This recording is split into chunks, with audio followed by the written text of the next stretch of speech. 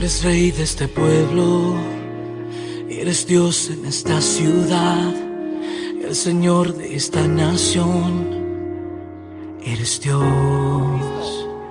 Poderoso en batalla, fuerte. Dice por medio del profeta Isaías que su palabra no regresará vacía. ¿Cuántos creen a eso? Su palabra cumplirá un propósito para la cual la envía esta tarde. Dice a través de la escritura y del apóstol San Pablo que la locura del evangelio sí es para salvación para los que creen en Cristo. ¿Alguien puede decir amén a eso? Fuerte y digno es Dios de ser adorado. Extraordinario Dios. Mire qué rico es adorar al Señor, hermanos. Tremendo tiempo de alabanza, de adoración, y podemos bendecir el nombre de nuestro Dios. Abra su Biblia, por favor, esta tarde en el segundo libro de Samuel, en el capítulo 12, del versículo 1 al versículo 6. Bienvenidos todos los que llegan por primera vez al Templo Josué. Es un gran privilegio que podamos juntos compartir la Escritura, y por supuesto a todos los que están a través de las redes sociales, en cualquier lugar donde nos ven desde el Templo Josué Gotera, les saludamos. ¿Alguien puede decir amén a eso? ¿Están listos, mis hermanos? Dice la palabra de Dios. Segundo libro de Samuel, capítulo 12, versículo 1 en adelante. Jehová envió a Natán a David, y viniendo a él, le dijo. Mire la parábola que le empieza a decir este hombre. Había dos hombres en una ciudad, el uno rico y el otro pobre. El rico tenía numerosas ovejas y vacas, o sea que tenía guachintones, hermanos. Pero el pobre no tenía más que una sola corderita, que él había comprado y criado, y que había crecido con él y con sus hijos juntamente, comiendo de su bocado y bebiendo de su vaso, y durmiendo en su seno, y la tenía. ¿Cómo la tenía esa corderita? Como a una hija. Y vino uno de camino al hombre rico, y éste no quiso tomar de sus ovejas y de sus vacas para guisar para el caminante que había venido a él, sino que tomó la oveja de aquel hombre pobre y la preparó para aquel que había venido a él. Entonces se encendió el furor de David en gran manera contra aquel hombre, y dijo a Natán: vive Jehová, que el que tal hizo, ¿qué le dijo David? Es digno de muerte. Pueden sentarse, por favor. El tema de hoy es mirada fatal, segunda parte. Mirada fatal, segunda parte. Tú eres ese hombre. David era culpable de una acción que merecía la muerte. David, el gran rey David, era culpable de una acción que merecía la muerte. Y Betsabé hizo duelo por su esposo muerto. Si sería un duelo sincero o un duelo obligado, no se sabe. La Biblia no da más detalles. Y luego que David mandó a matar a Urías, se unió con Betsabé después del tiempo del duelo, el cual duraba 7 días. Pero esto que David se creía que sus preocupaciones se habían terminado. y creyó que ahora nadie sabría de su pecado.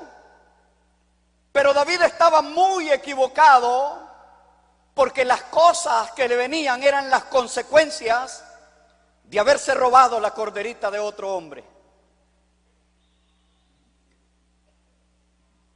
Pareció malo ante los ojos de Jehová y era una nota de carácter triste, irónico y grave. Triste porque David era el escogido de Dios.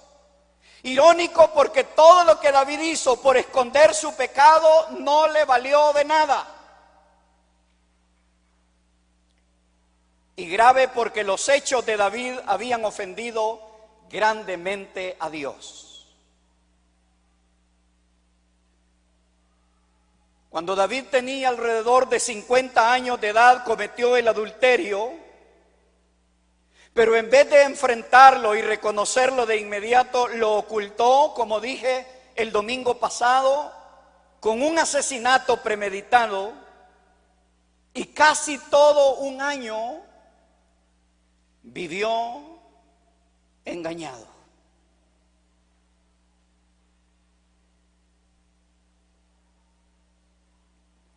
A pesar de ese tiempo, cualquiera puede pensar que el santo Dios de los cielos se había olvidado de lo que había hecho uno de sus hijos, y suponer que el pecado se iba a salir con la suya no es una buena suposición, que no la recomiendo para nadie. El pecado no se iba a salir con la suya, o en una manera más sencilla, creyendo que no iba a tener una consecuencia por el acto que había hecho. Pero en la agenda de Dios no se olvida nada. En una gran acción de parte de Dios, puso finalmente a David delante de un hombre de integridad, y que en las 4 palabras que Natán le llevó bastaron para desenmascarar toda aquella trama que David estaba viviendo.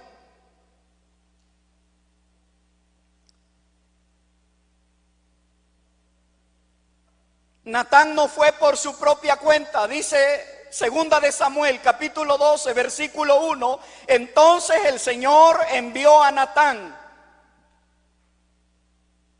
Pero la palabra que resalta en el versículo 1 del capítulo 12 es la palabra entonces. En el tiempo de Dios. Mire, el tiempo de Dios es increíble.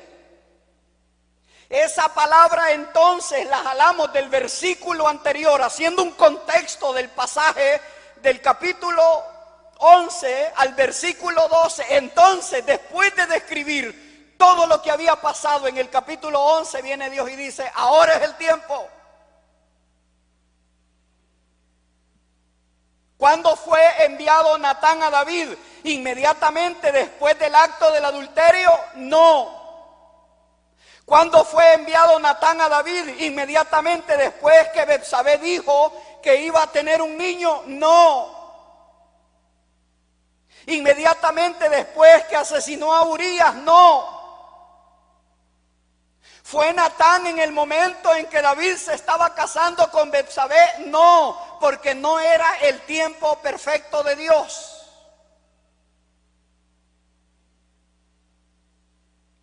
Algunos eruditos dicen que hubo un lapso de 12 meses antes que Dios enviara a Natán a David.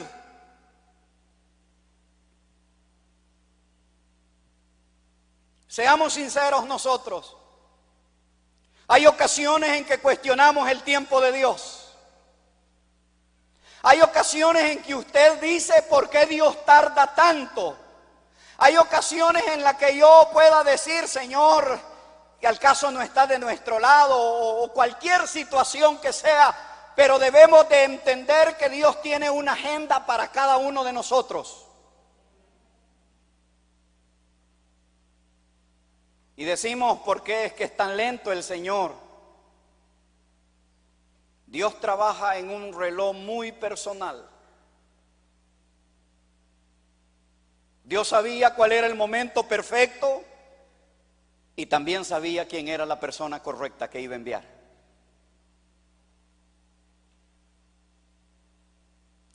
Natán era un hombre que gozaba del respeto de David.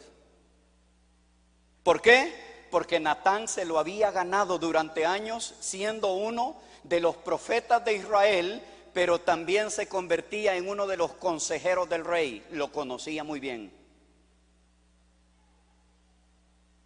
La gente que mejor conoce a una persona, hermano, sabrá cuáles son los tiempos para poder confrontar.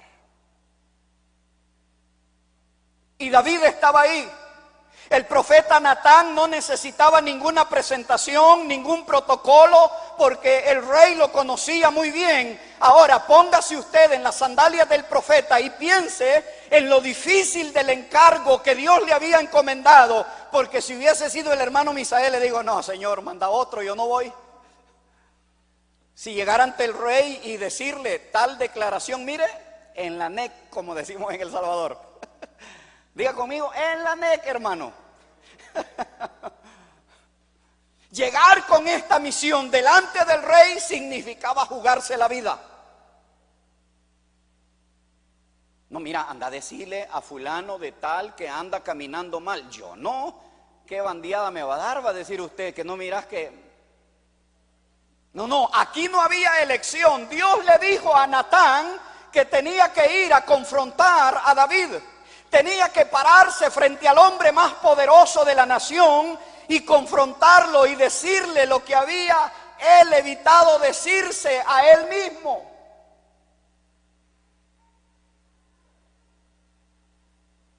Y a nadie le gusta la confrontación.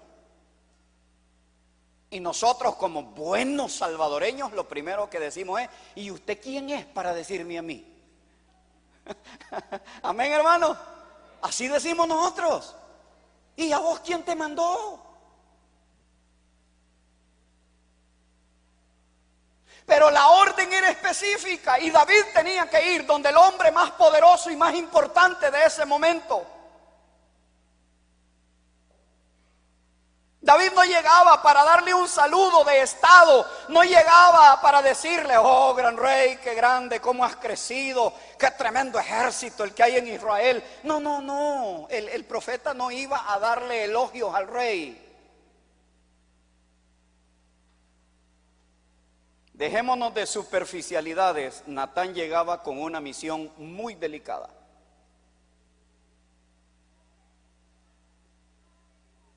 Nadie más en la nación estaba dispuesto a decirle la verdad a David.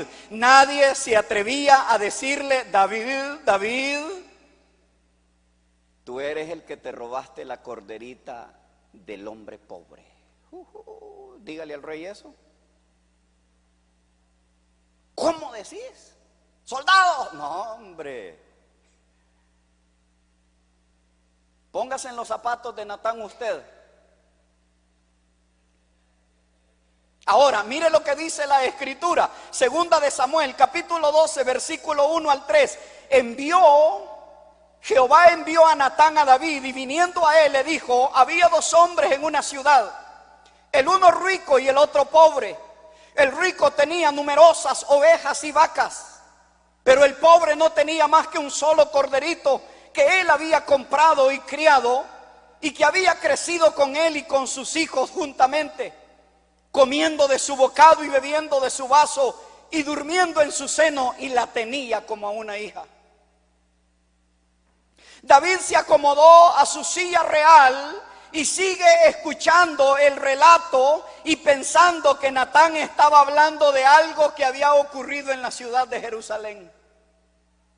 Imagínese a David sentado en la silla real escuchando esta maravillosa historia y dijo, bueno, ¿a quién le habrá pasado eso en Jerusalén?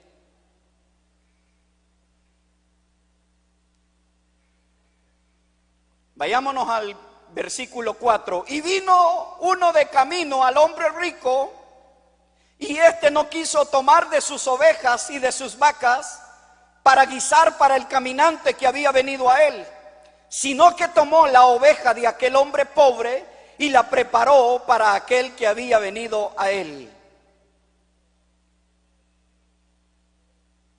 Lo pusieron en una situación muy vulnerable al rey.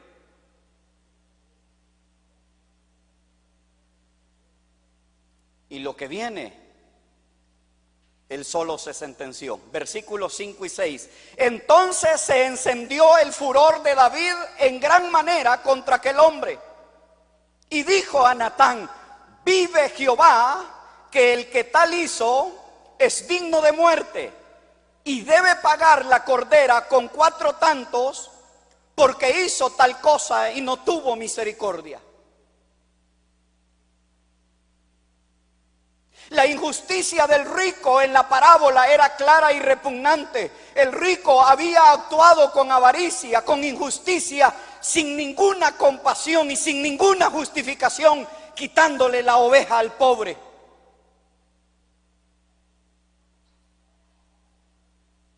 Y David se enfureció tremendamente ante la conducta de aquel hombre rico y demandó que el rico pagase al pobre con 4 ovejas, porque así lo requerían las leyes sobre la restitución en Israel.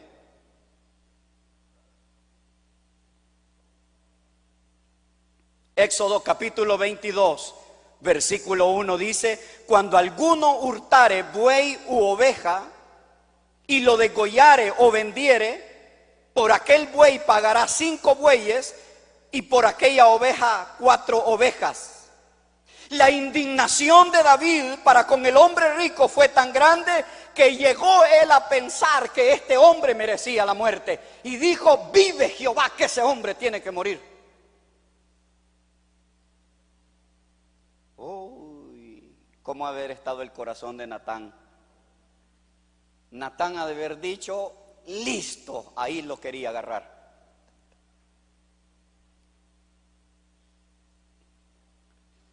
Porque es más fácil, escuche lo que voy a decir ahora, es más fácil reconocer la injusticia de otros que la de uno mismo. Es más fácil reconocer la injusticia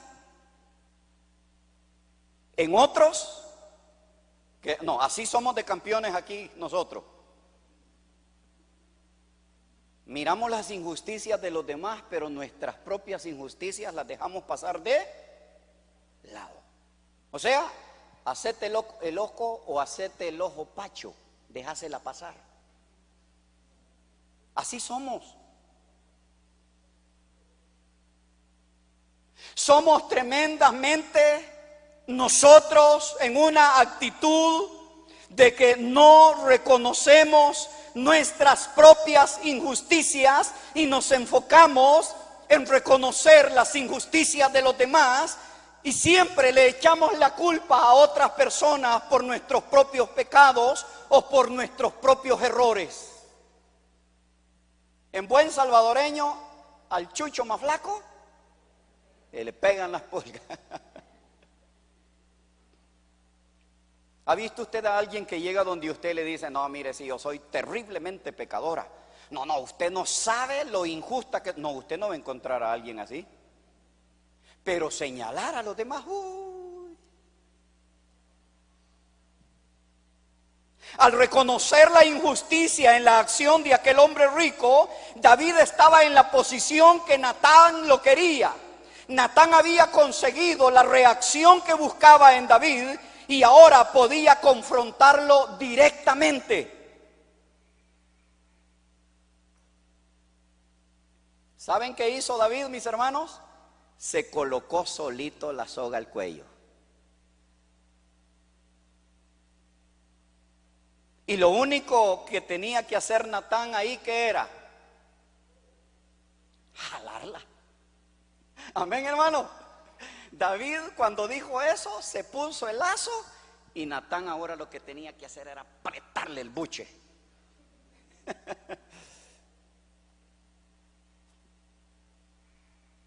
Natán tenía que jalar la soga que David se estaba poniendo, y es lo que hizo con 4 palabras muy certeras, y le dijo, David le dijo: Tú eres ese hombre.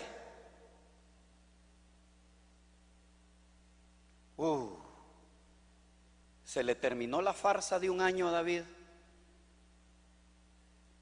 Dios no se va a olvidar de lo que usted y yo hemos hecho. ¿Alguien me está entendiendo? Y aunque no nos queramos poner nosotros la pita, Dios nos la va a poner y la va a jalar. Y le dijo el profeta: David, tú eres ese hombre. Natán fue enviado de Dios para hacer ver la culpabilidad que había en el rey. Y el relato no dice que David se quedó admirado con la boca abierta, o debe de haber parpadeado mirando con asombro a Natán mientras desfilaban en su mente sus pecados cometidos: la codicia, el adulterio, la traición, la conspiración, el asesinato, el encubrimiento. Jamás hubiera esperado que alguien, especialmente el profeta, un hombre de confianza para él, lo confrontara de una manera como lo hizo Natán.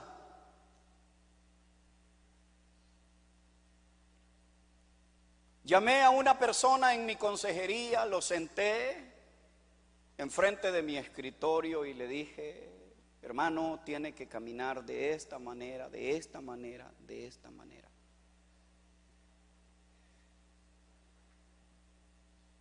A nadie nos gusta que nos confronten, pero yo debo de hacerlo porque es parte de mi trabajo. Y cuando esta persona en la reunión, en la consejería que yo llamaba, me dijo al final: hermano Misael, me dijo, muchas gracias, voy a reflexionar en los consejos que hoy me ha dado y sé que debo de cambiar algunas actitudes.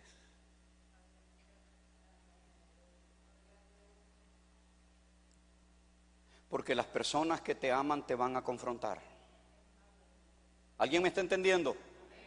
Las personas que te aman, cuando camina uno torcidito, lo van a llamar y lo van a sentar y le van a decir: este es el camino que dice la palabra.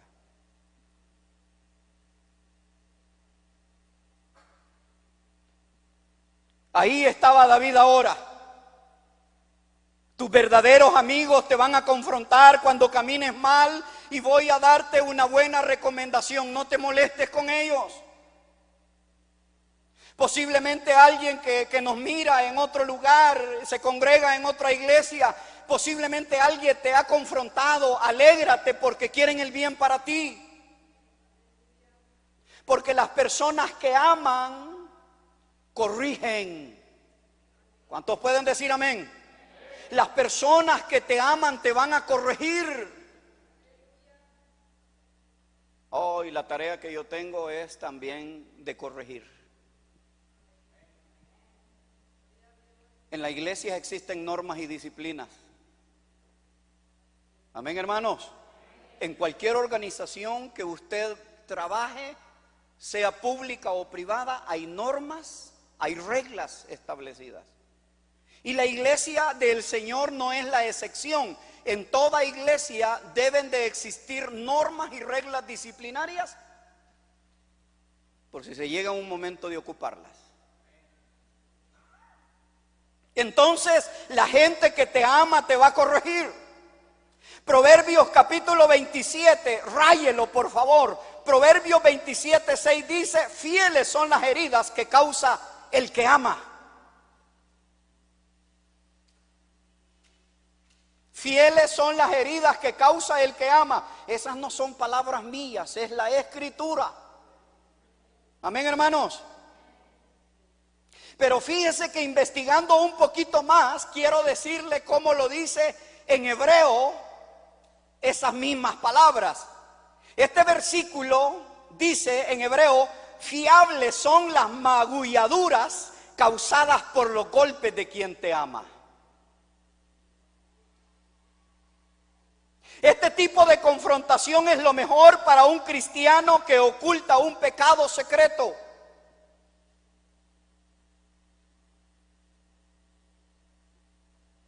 ¿Se dejan ustedes corregir, hermanos? No, porque imagínese usted y usted llega a corregir a alguien, ¿y qué pues? Y dejemos, no. Quien te ama te corrige. ¿O ustedes a sus hijos los dejan hacer lo que les da la gana? Sí, cipota, ahí venís a las 3 de la mañana. ¿Cómo que ahí venís a las 3 de la mañana? Va a agarrar el pingo. No, todo tiene un orden. Y aquí dice que fieles son las heridas que causa el que te ama. Tú eres ese hombre que alimentó ese pensamiento peregrino, David. Tú eres quien le dijo a ese extranjero llamado lujuria que le quitara la oveja a alguien para satisfacer sus deseos con ella. Tú eres ese hombre, tú eres quien adulteró con Betsabé, tú eres quien escribió la carta de sentencia contra Urías, tú eres el que le dio la orden a Joab de ponerlo en lo recio de la batalla, tú eres el asesino de Urías, David. Tú eres el hombre que ha vivido con una hipocresía todos estos 12 meses, David.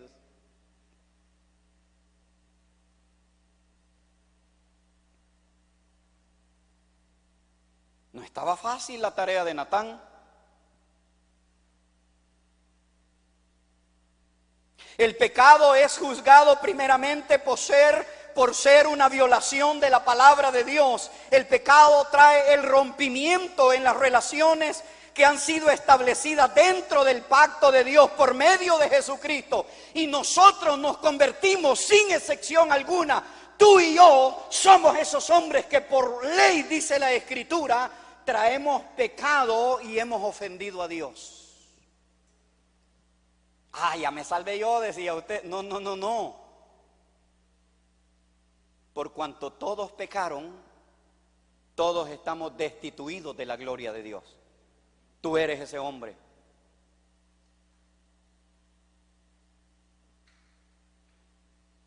Pero el pecado rompe la relación con Dios. Váyase a segunda de Samuel, el capítulo 12 siempre, del versículo 7 al 11. Mire lo que viene. Entonces dijo Natán a David: tú eres aquel hombre. Así ha dicho Jehová, Dios de Israel. Yo te ungí por rey sobre Israel y te libré de la mano de Saúl. Y te di la casa de tu señor y las mujeres de tu señor en tu seno. Además te di la casa de Israel y de Judá. Y si esto fuera poco, te habría añadido mucho más. ¿Por qué pues tuviste en poco la palabra de Jehová, haciendo lo malo delante de sus ojos? A Urías Heteo heriste a espada y tomaste por mujer a su mujer, y a él lo mataste con la espada de los hijos de Amón. Por lo cual ahora, mire la sentencia que viene, esto es duro. Por lo cual ahora jamás se apartará de tu casa la espada, por cuanto menospreciaste y tomaste la mujer de Urías Heteo para que fuese tu mujer. Así ha dicho Jehová: he aquí, yo haré levantar el mal sobre ti de tu misma casa, y tomaré tus mujeres delante de tus ojos, y las daré a tu prójimo, el cual yacerá con tus mujeres a la vista de todo el sol.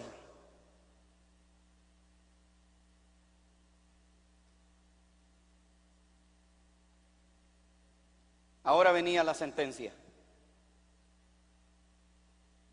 Dios no se va a olvidar de los pecados que usted y yo cometamos, nos va a pasar la cuenta. Por eso es que debemos de seguir cuidando el testimonio, cuidando la vida, cuidando, mis queridos hermanos, nuestra salud espiritual.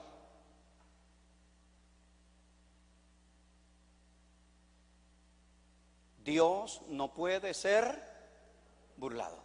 No, me puede enganchar yo a quien sea, usted se puede enganchar a quien sea, pero tarde o temprano, viene la agenda de Dios y te dice: espérate, Misael, te voy a pasar la cuenta, papito. ¿Y para dónde nos vamos a hacer? Su pecado, el pecado de David había despreciado al Dios que servía, y le dice la sentencia: jamás se apartará la espada de tu casa. Quiere decir esto, mire, esto es duro, que iba a haber caos, tragedia y vergüenza, y que un hijo de él lo traicionaría. Vayámonos al versículo 11 y 12.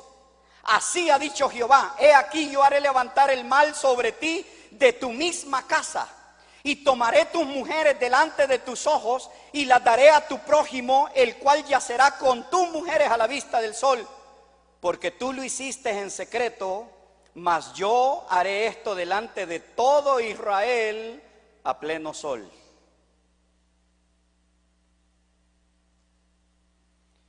Y mientras esto está pasando, David está sentado en su trono. Natán lo tiene bien sentadito.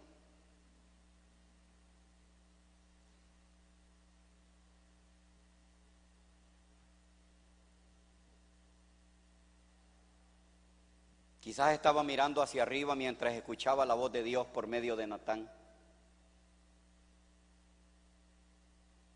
Una vez que el silencio llena esa habitación, en buen salvadoreño, ¿qué diría usted o qué diría yo? Si estuviera sentado en ese trono donde está David, en buen salvadoreño hubiésemos dicho, hoy sí la canté. Amén, hermano. No, hoy sí la regué. Ajá. Y le voy a dar una palabra más salvadoreña. Hoy sí estoy jodido. No, David sintió eso en sus propias venas. Porque dijo, uy, yo creí que todo iba a estar tranquilito y que nadie iba a saber de todo el gran degenere que yo había hecho. No, pero aquí está saliendo el tiempo de Dios.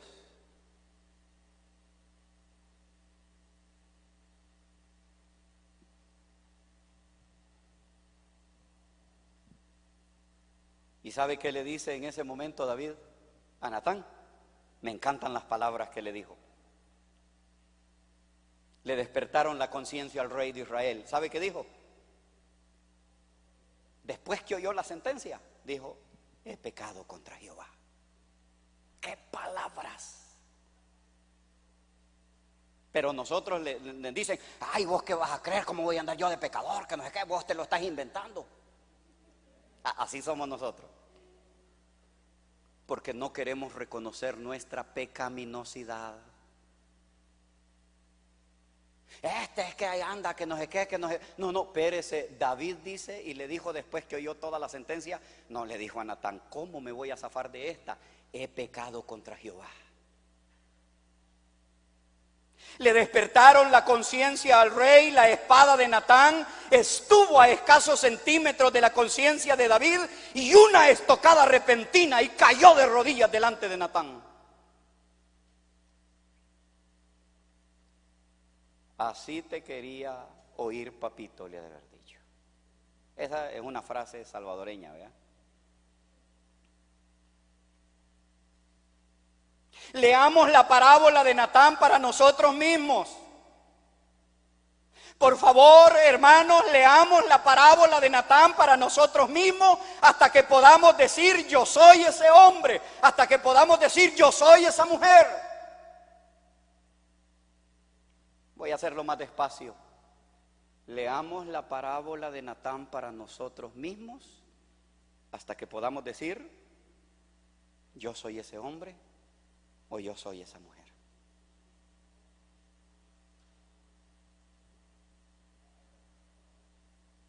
El pecado nunca va a traer bendición. Hermano Isael, es una movidita así tranquilona. Cuidadito. No, cuidadito, tranquilona. No, si usted sabe, si yo pasando iba, hermano. No, aquí no hay excusa delante de Dios. ¿Cuántos me están entendiendo? No, la iglesia tiene que ser diferente. El cristiano tiene que manejar la estatura de poder cuidarse, de no pegarse un chollón. No, cuide su vida, cuide su testimonio.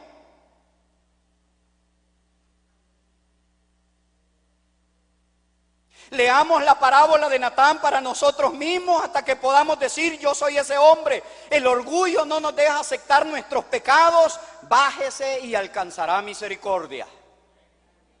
No, David entendió y dijo, no, aquí me tienen acorralado, así es que lo que me queda es confesarle a Dios que he pecado, porque la Biblia dice, el que confiesa sus pecados, alcanzará misericordia.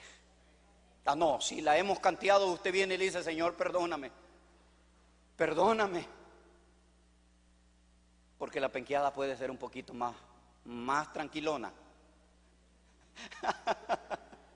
Perdóname, pero muchas veces el orgullo, dice usted, no hombre, que andan diciendo que yo soy un gran pecador. No, ya van a ver ustedes que Dios les va a tirar fuego del cielo. No, hermano, el orgullo no le deja aceptar sus pecados.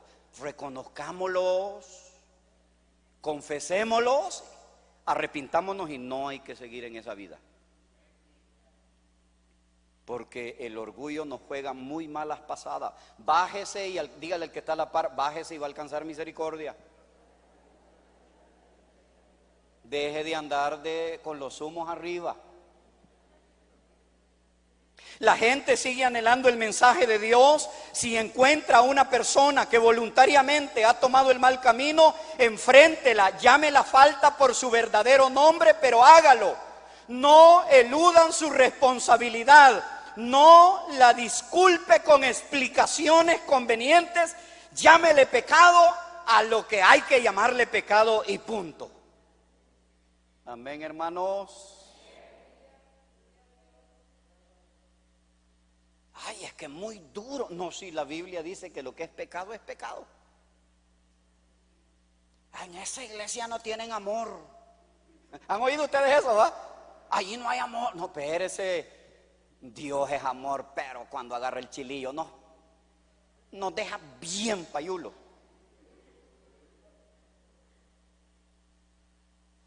No. La gente que te ama te va a corregir. La gente que te quiere te va a confrontar. Entonces ustedes, oiga, bien, miren la responsabilidad que se están llevando esta tarde. Cuando tú encuentres a alguien que anda caminando un poquito pandereco, tienes que llamarlo y decirle, hermano, camine, hombre, de la manera recta, confróntelo. No le diga a otro, a él o a ella, confróntelo y dígaselo.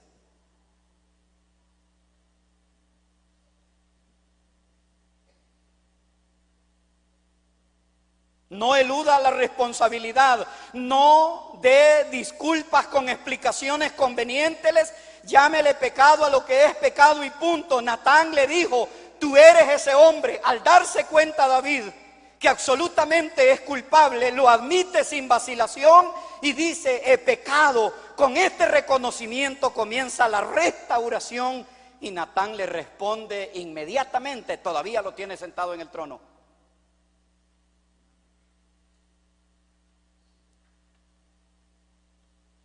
Y mire lo que le dice. No morirás, le dijo Natán. ¿Y sabe por qué le dijo no morirás? Porque David se arrepintió. Porque el arrepentimiento trae misericordia. ¿Cuántos dicen amén? No, el arrepentimiento genuino trae misericordia de lo alto. Y mire, y le dijo, no morirá. Qué promesa tan extraordinaria de gracia. Pero luego le dice la primera de varias consecuencias. Capítulo 12, versículo 14. Pero como en este asunto has hecho blasfemar a los enemigos de Jehová, el hijo que te ha nacido morirá irremisiblemente. Que le toquen a un hijo a uno, eso está, voy a usar otra palabra salvadoreña, está perro, hermano. Amén. Es una palabra muy salvadoreña para describir lo difícil de la situación. Y le dijo, tu hijo, le dijo. Y Dios es amor, ¿verdad, hermanos? No, es que hay quien solo predica medias verdades de la Biblia. Pero aquí dice que Dios le mató al hijo. No lo estoy diciendo yo. Y le dijo irremisiblemente, o sea, David, aquí ya no hay vuelta a Dios, a papito. Que se muere es la sentencia del Señor. ¿A causa de qué? A causa de tu pecado, le dijo. En este momento la misión de Natán está cumplida. Este es el final de la confrontación. Natán se pone de pie, se da media vuelta, se dirige a la puerta, sale y David se queda solo y ha de haber dicho, híjole, yo creí que solo yo sabía este volado. Pero este Natán me vino a sacar toda la basura del corazón. ¿Usted cree que nadie sabe lo que usted hace en lo oculto o lo que yo hago en lo oculto? No se esconda de nadie, hermano. De aquel es que hay que tener temor.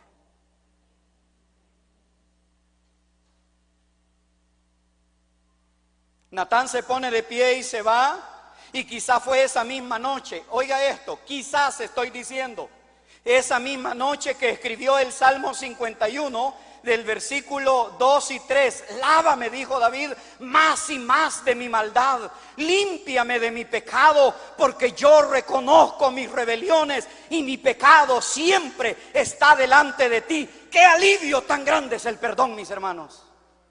¿Cuántos dicen amén? Qué alivio tan grande, lávame, lávame de mi pecado, le dijo David. Qué alivio llegó al alma de este hombre, qué paz entró tan grande en su corazón al tener el perdón de Dios. Por fin ya se sabe la verdad de haber dicho, se acabó este secreto.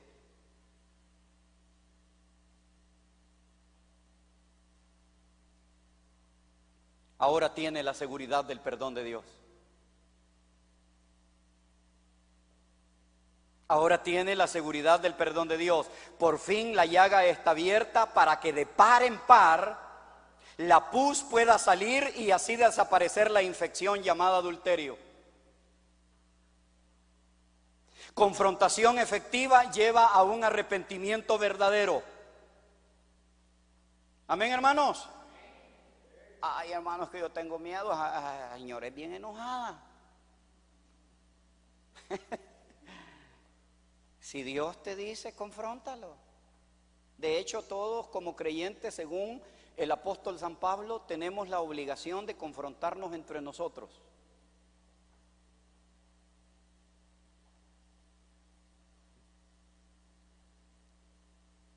Es que la disciplina en la iglesia se ha perdido, en esta iglesia moderna, ¿verdad? Porque si no, aquí venimos nosotros como nos da la gana y nadie dice nada. No, no, no. La iglesia debe de tener disciplina. ¿Alguien está entendiendo? ¿Hay disciplina en sus casas, hermanos? Sí, ¿verdad? Es lo mismo en la iglesia.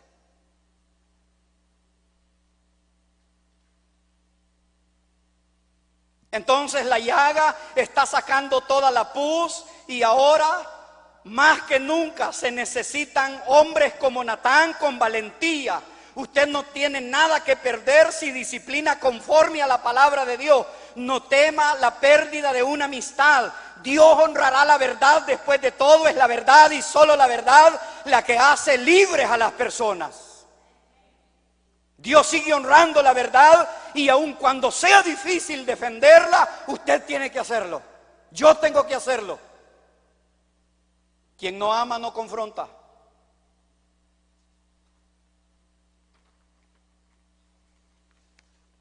Cerremos esta tarde. El confrontar bíblicamente trae arrepentimiento. Hay humildad y quebrantamiento de espíritu. Salmo 51, 17. Mire cómo dice David aquí: los sacrificios de Dios son el espíritu quebrantado, al corazón contrito y humillado no desprecias tú, oh Dios. Ahora bien, no todas las confrontaciones terminan como la de Natán. Algunas producen arrepentimiento, pero en otras no, porque el orgullo impide el trabajo del Espíritu Santo. Pero cuando nos arrepentimos, Dios promete restitución, perdón, por medio de la sangre de Jesucristo. Y si esta tarde usted que nos está viendo o que nos escucha, como dije en la parte número 1 de este sermón, no soy el juez de nadie, solo quiero exponer un ejemplo que es para edificación de nosotros y que nosotros no cometamos estos errores. Pero si usted está ahí y sabe que necesita sacar toda la pus de esos secretos del corazón, este es buen momento para arrepentirse delante de Dios. Si esta tarde hubiese alguien también acá en la iglesia que dice: hermano Misael, Yo he ocultado muchas cosas en mi corazón. Hoy puedo reconciliarme con el Señor libremente, porque al arrepentimiento le sigue el perdón. Y si esta tarde quiere entregarle su vida a Jesús y terminar una vida de falsedad, una vida de misterios, una vida de secretos, entréguele su vida a Cristo hoy. Arrepiéntase.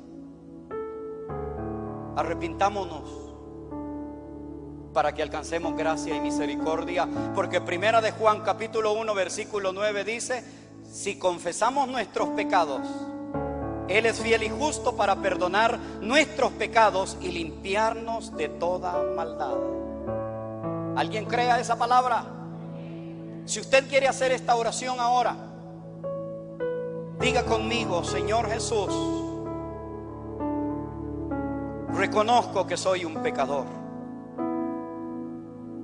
Reconozco que hay secretos ocultos en mi corazón que hoy han sido revelados por tu palabra. Pero hoy me arrepiento de todos mis pecados. Hoy confieso que te he ofendido y te pido me perdones todas mis rebeliones. Hoy te recibo como mi Señor y como mi único y suficiente Salvador. Inscribe mi nombre en el libro de la vida por Cristo Jesús. Amén. Cuando hay arrepentimiento, hay perdón absoluto y alcanzamos la misericordia de lo alto. Vengan de pie un momento, por favor.